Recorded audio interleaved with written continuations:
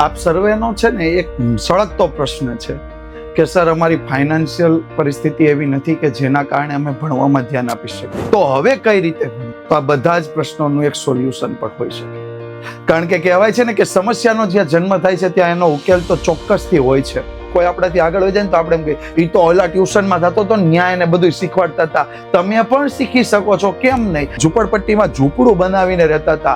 આજે દીકરો 2007માં જ્યારે ભારતનો આઈએએસ બન્યો, આઈએએસ એટલે ભારતની સૌથી ટોપ લેવલની એક્ઝામ છે. નમસ્કાર વિદ્યાર્થી મિત્રો, કેમ છો?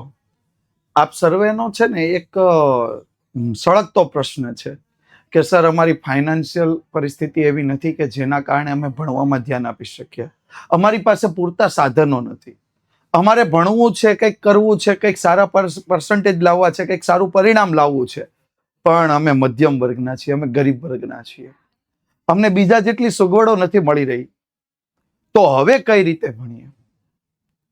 તો આ બધા જ પ્રશ્નોનું એક સોલ્યુશન પણ હોઈ શકે, કારણ કે કહેવાય છે ને કે સમસ્યાનો જ્યાં જન્મ થાય છે ત્યાં એનો ઉકેલ તો ચોક્કસથી હોય છે. તો આજે મારે વાત કરવી છે મધ્યમ વર્ગના વિદ્યાર્થીઓ, ગરીબ વર્ગના વિદ્યાર્થીઓ કે જે પોતે ભણવા માંગે છે અને કયા એના પ્રશ્નો છે ને એનું શું સોલ્યુશન છે. આ તમામ બાબતો પર આપણે વાત કરવી છે. તો સૌપ્રથમ વાત કરીએ તો સરકાર આપણને ઘણી બધી શિષ્યવૃત્તિઓ આપે છે, ઘણી બધી યોજનાઓ આપે છે. તમે એવી તૈયારી કરો કે આ શિષ્યવૃત્તિ, આ યોજનાઓનો તમે લાભ લઈ શકો. ગુજરાત સરકાર તો ઘણી બધી યોજનાઓ ચલાવી રહી છે. પ્રી મેટ્રિક હોય, પોસ્ટ મેટ્રિક એટલે કે 10મા પહેલાની શિષ્યવૃત્તિ, 10મા પછીની, પછી યુવા સ્વાવલંબન હોય, NMMS હોય, ગરીબ અને EWS માટેની જે અલગ યોજનાઓ, અનામતનો લાભ, આમાં તમે લાભ લ્યો, પણ તમારે પરીક્ષા પાસ કરવી પડે. તેજસ્વી વિદ્યાર્થીઓનું સન્માન થશે, એને આ યોજનાઓનો લાભ મળશે. બીજું, ખાનગી ટ્રસ્ટ એવા ઘણા બધા હોય છે કે જે ઉચ્ચ અભ્યાસ જેને કરવો છે અને ઊંચું પરિણામ ધરાવે છે, એમને ખાસ મદદ કરતા હોય છે. ત્યાર પછી વાત કરીએ તો આ બધામાં લાભ કેવી રીતે મેળવો, તો એની પરીક્ષાઓ જોવો, કઈ કઈ પરીક્ષાઓ અમને ભવિષ્યમાં અમે આપી શકીએ. દાખલા તરીકે તમે 10મું પાસ કર્યા હોય તો કઈ પરીક્ષાઓ આપી શકાય, 12મું પાસ કર્યા હોય તો કઈ પરીક્ષાઓ આપી શકાય, જરૂરી દસ્તાવેજો, એના માટે ફોર્મ ભરવા માટે કયા દસ્તાવેજો છે નક્કી કરો, ઓનલાઈન છે કે ઓફલાઈન, શાળા કક્ષાએથી છે કે જાતે કરવાની છે, આ યોજનાઓમાં ફોર્મ ભરો, એનું નિયમિત ફોલોઅપ લ્યો કે ક્યારે પરીક્ષાની તારીખ છે, ક્યારે પરીક્ષા આપવાની, શું અભ્યાસક્રમ છે, એ પરીક્ષા આપો અને શ્રેષ્ઠ પરિણામ મેળવશો એટલે ચોક્કસથી તમે સફળ અભ્યાસ માટે તમે શું કરી શકો છો, તો કે આ સ્કોલરશિપ મેળવી શકો છો. તો પહેલું, ફાઇનાન્શિયલ રીતે યોગ્ય નથી, ફાઇનાન્શિયલ એટલી પરિસ્થિતિ નથી, છતાં પણ તમે બેસ્ટ રીતે પરીક્ષાઓ આપશો, તૈયારી કરશો તો ફાઇનાન્સની હેલ્પ સરકાર પણ કરવા તૈયાર છે સ્કોલરશિપ મારફતે. આ પહેલી વાત થઈ. બીજી બાબતની વાત કરીએ તો બીજું આપ્યું છે યુટ્યુબ પર શિક્ષણ. હાલ ઘણા બધા વિદ્યાર્થીઓ એવું કહે છે કે અમારે આ સ્કૂલમાં નથી મળતું, પેલું નથી મળતું, તે નથી મળતું, પણ યુટ્યુબની સાથે પણ તમે ભણી શકો છો. વાત કરીએ વિદ્યાકુલની જ, જો તો વિદ્યાકુલ ધોરણ 6 થી 12 દરેકે દરેક ધોરણનો કોર્સ ચલાવે છે. તમે અહીંયા આવીને ભણી શકો છો, બિલકુલ નજીવી ફીમાં પેડ લેક્ચર આપે છે, તમે એમાં પણ ભણી શકો છો. એટલે યુટ્યુબ મારફતે પણ તમે ભણી શકો છો, સ્પર્ધાત્મક પરીક્ષાઓ તૈયાર કરી શકો. જી નીટ જેવી પરીક્ષાઓની તૈયારી પણ હાલ તમે યુટ્યુબ મારફતે કરી શકો. બીજી વાત કરીએ સરકારી શૈક્ષણિક પોર્ટલ, કે સરકારી પોર્ટલ પણ ઘણા બધા ઉપલબ્ધ છે. સ્વયં છે, દીક્ષા છે, NCERT GSEB નું છે, ઈજી પાઠશાળા છે, જી સ્કૂલ છે, આવી ઘણી બધી ગુજરાત સરકારની પોર્ટલ છે જેના પર જઈને તમે અભ્યાસ કરી શકો છો. મધ્યમ વર્ગ હોય કે ગરીબ વર્ગ હોય, હાલ દરેકના ઘરે ઓછામાં ઓછો એક એન્ડ્રોઈડ ફોન હોય છે અને આ એન્ડ્રોઈડ ફોનમાં તમે તમારા અભ્યાસનું શેડ્યુલ નક્કી કરો કે દરરોજ હું સાંજે 8 થી 10 આ ફોન દ્વારા અભ્યાસ કરીશ, ચોક્કસથી તમને લાભ થવાનો છે. તો આ વાત થઈ ગઈ કે યુટ્યુબ દ્વારા પણ ભણી શકાય અને સરકારી પોર્ટલ્સ પરથી પણ તમે સારામાં સારો અભ્યાસ કરી શકો છો, સારામાં સારો ભણી શકો છો. ત્યાર પછીની જો હું વાત કરું તો સ્માર્ટ સેલ્ફ સ્ટડી અને સમયનું આયોજન. તમારે પોતાની જાતે તૈયારી કરવાની છે, રોજનું 4 થી 6 કલાકનું નિયમિત આયોજન કરવાનું છે. તમારો ટાઈમ ક્યાં વેડફાઈ જાય છે એ ના વેડફાય એવું એક સરસ મજાનું ટાઈમ ટેબલ બનાવો. અહીંયા મેં લખ્યું છે મોંઘા ટ્યુશન વગર પણ સફળતા. તમારો સૌથી પહેલો એક્સક્યુઝ હોય, કોઈ આપણાથી આગળ હોય જાય ને તો આપણે એમ કહીએ એ તો ઓલા ટ્યુશનમાં જતો હતો ન્યાય ને બધું શીખવાડતા હતા. તમે પણ શીખી શકો છો, કેમ નહીં? એના માટે તમે આયોજન કરો, આત્મ અધ્યયન કરો, પોતાની ભાષામાં પોતાને યોગ્ય લાગે એવી રીતે પોતાની ટિપ્સ પોતાની ટ્રિક્સથી આખો અભ્યાસ તૈયાર કરો અને એના દ્વારા તમે સફળતા મેળવી શકો છો. દરેક વિષય પર પકડ મેળવી શકો છો. અને સૌથી અલગ વાત કરીએ તો સ્માર્ટ નોટ્સ અને માઇન્ડ મેપ્સ બનાવો. તમને જે યોગ્ય લાગે છે એવા સૂત્ર, એવા દાખલા, એવા થિયરીના મુદ્દાઓ આ બધાને ધ્યાનમાં લઈ તમે શું કરી શકો છો? એક માઇન્ડ મેપ, સ્માર્ટ નોટ્સ બનાવી શકો છો. આવી સ્માર્ટ નોટ્સ પોતાની સરળ ભાષામાં બનાવો, શોર્ટકટ ટ્રિપ્સ બનાવો, માઇન્ડ મેપ્સ બનાવો અને આના દ્વારા તમે અભ્યાસ કરી શકો છો. તમારે કોઈની જરૂર જ નથી. જાતે સેલ્ફ અપડેટ થાવ. ત્યાર પછીની મારી જો વાત હોય તો આગળ મેં એવું કહ્યું છે કે તમને વાંચવા માટે પૂરતી જગ્યા નથી મળતી. તમે એમ કહેતો ઘરમાં અમે 2 રૂમમાં અમે 5 જણા રહીએ છીએ, ક્યારે મારે વાંચવું, ઘરે મહેમાન આવતા હોય, આ આવન જવન થતું હોય, કિચનનો અવાજ હોય, આ તે ઘણું બધું છે. જાહેર પુસ્તકાલય, ભાઈ સરકારે બધે જ એક લાઇબ્રેરી, જાહેર પુસ્તકાલયની સુવિધા આપી છે. અને આ જાહેર પુસ્તકાલયમાં તમે જાઓ, ત્યાં મુખ્ય પાઠ્ય પુસ્તકો તમારા લેતા જાઓ, એના દ્વારા અભ્યાસ કરો. એની સાથે સાથે જ્યાં વર્તમાન પત્રો કે જે કાંઈ પણ હોય એનું પણ વાંચન કરો. નોલેજ બી લેવાનું છે, તમારો અભ્યાસ બી કરવાનો છે. બેસ્ટ રીતે કામ કરી શકો છો અને આ જાહેર પુસ્તકાલયનો સૌથી શ્રેષ્ઠ ઉપયોગ તમે કરી શકો છો. સભ્યપદ મેળવો અને લાભ ઉઠાવો. સરકાર આપણને બધું આપી દીધું, આપણને ખબર જ નથી આપણી બાજુમાં કઈ લાઇબ્રેરી સારી છે એ જ આપણને ખબર નથી. હા, અને આ જાહેર પુસ્તકાલયમાં ફી ધોરણ કેવા હોય? વર્ષે 300 રૂપિયા 400 રૂપિયા ફીમાં આખું વર્ષ તમને વાંચવા દે. તમે કદાચ 12 કલાક વાંચવા માંગતા હોય ને તોય અહીંયા વાંચવા દે. આવી તો સુવિધાઓ હોય છે, ઉપયોગ કરો ક્યારેક. ત્યાર પછીની વાત કરીએ તો જૂના પુસ્તકોનો ઉપયોગ. ઘણી વખત એવું થાય છે કે આપણે આગળ જે ભણી ગયા છીએ એ બાળકો પાસે જે સંદર્ભ બુકો હોય, જે પણ પુસ્તકો હોય એ પુસ્તકોનો પણ તમે ઉપયોગ કરી લ્યો. આપણે સર્ચ કરવાની જરૂર છે. આપણે જ્યારે ધોરણ 11માં ભણતા હતા તો આપણી આગળ 12મા વાળા હશે, એની પાસે પૂછી લ્યો કે ભાઈ તારી બુક કઈ કઈ છે અને તું આ બુક કોને આપવાનો. જો કોઈ ન આપવાનો હોય તો ઓછા પૈસામાં, અથવા જો એને જરૂર નહીં હોય તો તમારી પાસેથી પૈસા લેશે પણ નહીં. આવા પુસ્તકો અડધી કિંમતે મેળવો અથવા તો ફ્રીમાં મેળવી લ્યો. જે એને જરૂર નથી એવા મટીરિયલ્સ એની પાસે પડ્યા હોય મેળવી લ્યો. એમની લખેલી કોઈ પણ બુક, સારી નોટ્સ હોય એ પણ મેળવી લ્યો.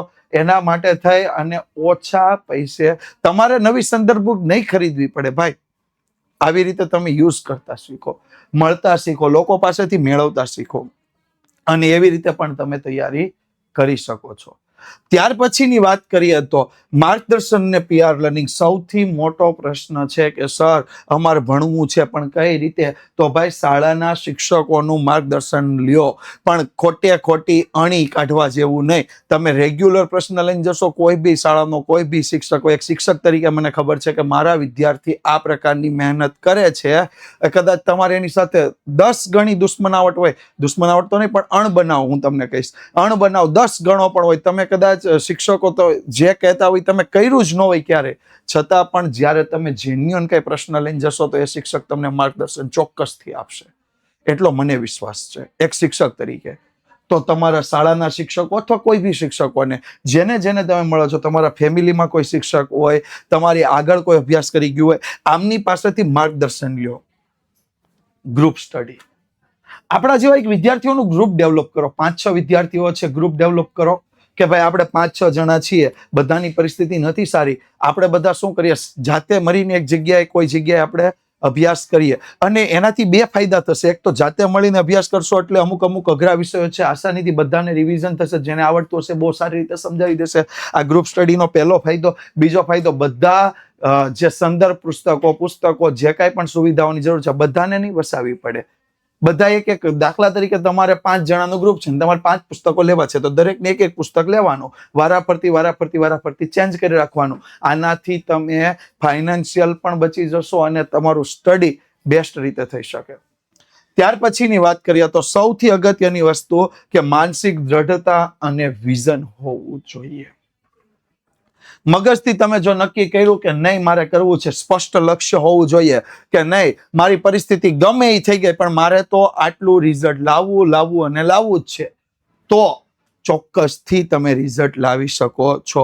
આર્થિક સ્થિતિ પ્રેરણા બનાવો કે મારો પરિવાર અત્યાર સુધી આ પરિસ્થિતિમાં હતો, હવે મારે આ પરિસ્થિતિમાંથી મારા પરિવારને ઉગારવો છે. એક દ્રઢ નિશ્ચય કરી લ્યો. રોજનું કામ રોજ કરતા જાઓ. ટાર્ગેટ નક્કી રાખો, મિશન નક્કી રાખો, ચોક્કસથી પહોંચી જશો. અને સૌથી સમયનો શ્રેષ્ઠ ઉપયોગ કરો, સદુપયોગ કરો. મેં ઘણી બધી બાબતોમાં ધ્યાન રાખી છે કે બિનજરૂરી વાતો કરવામાં બગાડશો નહીં, બિનજરૂરી કામ કરવામાં ટાઈમ બગાડશો નહીં, સોશિયલ મીડિયા એપ્સ પર ટાઈમ બગાડશો નહીં. વધુને વધુ સમય અભ્યાસ પર ધ્યાન આપતા રહ્યો. જેટલો સમય મળે છે, તમે ગ્રુપ સ્ટડીમાં પણ જાઓ છો તો ત્યાં વાત નહીં, અભ્યાસ પર ધ્યાન થાય. કોઈ પોઈન્ટ નથી આવડતો તો કોઈ પોઈન્ટ જેને આવડતો છે એની પાસેથી શીખવાની ટ્રાય કરો. હા, એવું નહીં રાખો નથી જ આવડતો, નથી જ આવડતો, નહીં જ થાય, આમ છે તેમ છે.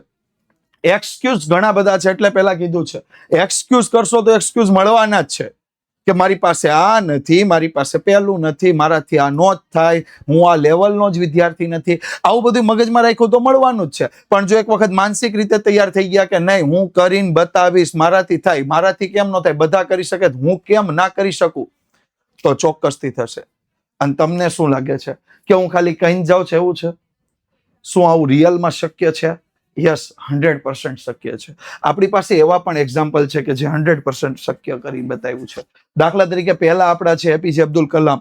તમિલનાડુના રામેશ્વર બીચ ઉપર 11 ભાઈ બહેનોની વચ્ચે જ્યારે ન્યૂઝપેપર વેચતા હતા ત્યારે એણે સપનામાં પણ નહોતું વિચાર્યું કે હું એક દિવસ ભારતનું સર્વોચ્ચ પદ, જેને કહેવાય એવું રાષ્ટ્રપતિનું પદ મેળવીને દુનિયામાં આજે ભારત જેટલી પણ મિસાઇલો, જે કાંઈ પણ મિસાઇલનું પરીક્ષણ કરે છે એમાંથી સૌથી વધારે સફળ મિસાઇલ પરીક્ષણ જો દુનિયામાં કોઈ કરતો હોય તો ભારત છે.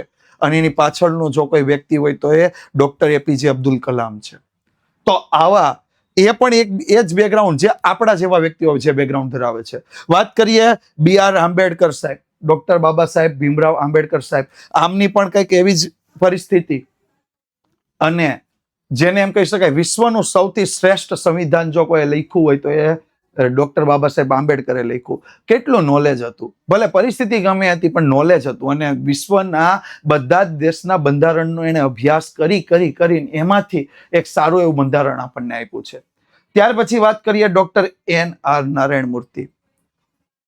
એક ચિલ્લાચાલુ ટેકનિકલ કોલેજમાંથી એણે પાસ કર્યું એન્જિનિયરિંગ, અને ત્યારબાદ આજે ભારતની સૌથી મોટી IT કંપનીના એ CEO, સંસ્થાપક બનીને બેઠા છે. આપણું સપનું હોય છે IITમાં એડમિશન ન મળ્યું એટલે મારામાં એન્જિનિયરમાં કાંઈ નહીં આવે, આમાં ન થયું તો મારાથી કાંઈ નહીં થાય, ઓલું ન થયું મારાથી કાંઈ નહીં થાય. એક લોકલ જે પોતાના શહેરની IIT, એક ટેકનિકલ જે ઇન્સ્ટિટ્યૂટ કહેવાય એમાંથી એન્જિનિયર બન્યા, આજે ભારતની સૌથી મોટી IT કંપનીના એ સંસ્થાપક છે. ભારતની જેટલી પણ બેંકો છે એમના સોફ્ટવેર એના નારાયણ મૂર્તિની કંપની જે છે ઇન્ફોસિસ એ બનાવે છે. અને સૌથી લેટેસ્ટ અને છેલ્લું ઉદાહરણ હોય તો ગોવિંદ જયસ્વાલ, બિહારનો એક એવો વ્યક્તિ કે પપ્પા 2 પૈડાવાળી સાયકલ ચલાવે છે, પોતે ચાલે, પાછળ 2 પૈડા હોય, એમાં 3 વ્યક્તિ બેઠા હોય, એવી સાયકલ ચલાવતા હતા. એમનો છોકરો એક ઝૂંપડપટ્ટીમાં ઝૂંપડું બનાવીને રહેતા હતા. આજે એ દીકરો 2007માં જ્યારે ભારતનો IAS બન્યો, IAS એટલે ભારતની સૌથી ટોપ લેવલની એક્ઝામ ક્રેક કરી છે. જો એણે વિચારી લીધું હોત તો કે મારા પપ્પા રિક્ષા ચલાવે છે, હું તો બહુ તો એક ટેક્સી લઈ લે, એનાથી વધારે મારાથી કાંઈ ન થાય, તો આજે ભારતનું સર્વોચ્ચ જે પરીક્ષા છે પાસ ના કરી શક્યા હોત. આપણા બધામાં પણ આ ટેલેન્ટ છે, આપણે બધા પણ આ બની શકીએ છીએ. પણ એના માટે શું કરવું જરૂરી છે? તો એના માટે સૌથી શ્રેષ્ઠ તૈયારી કરવી જરૂરી છે. અને એના માટે એક્સક્યુઝ આપ્યા વગર માનસિક દ્રઢતા જરૂરી છે. તો વિદ્યાર્થી મિત્રો, મારું છેલ્લું એક જ વાક્ય તમને કે સ્ટે ફોકસ, તમારું ધ્યાન કેન્દ્રિત રાખો, ડુ યોર હાર્ડ વર્ક, તમારું સખત મહેનત કરતા રહો. Success will be on your way. એટલે સફળતા હંમેશા તમને રસ્તામાં કંઈક ને કંઈક મળવાની જ છે. તો આ સાથે જ આજના સેશનને આપણે અહીં પૂરો કરીએ છીએ. ફરીથી મળશું આવા જ એક નવા ટોપિક સાથે, અને શ્રેષ્ઠ પરિણામ લાવવાના જે આપણું આ મિશન છે, જે આપણું લક્ષ્ય છે, એના તરફ આગળ વધતા રહીશું. Thank you so much. જો આ વિડીયોને તમને ગમ્યો હોય તો આવા જ વિડીયો મેળવવા માટે આ વિડીયોને લાઈક કરતા રહેજો, આ ચેનલને સબસ્ક્રાઇબ કરતા રહેજો, અને ફરીથી મળતા રહેજો. Thank you.